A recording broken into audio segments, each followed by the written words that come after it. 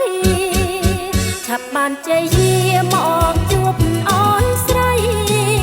តែចូលដំដិនវាយសៀមខ្ចាត់ខ្ចាយ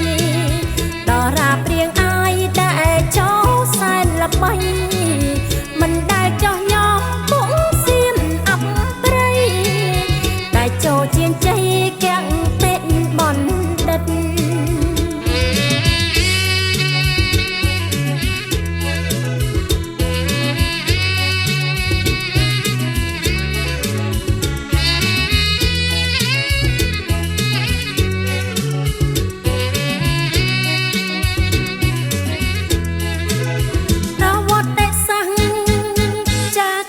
ក្តី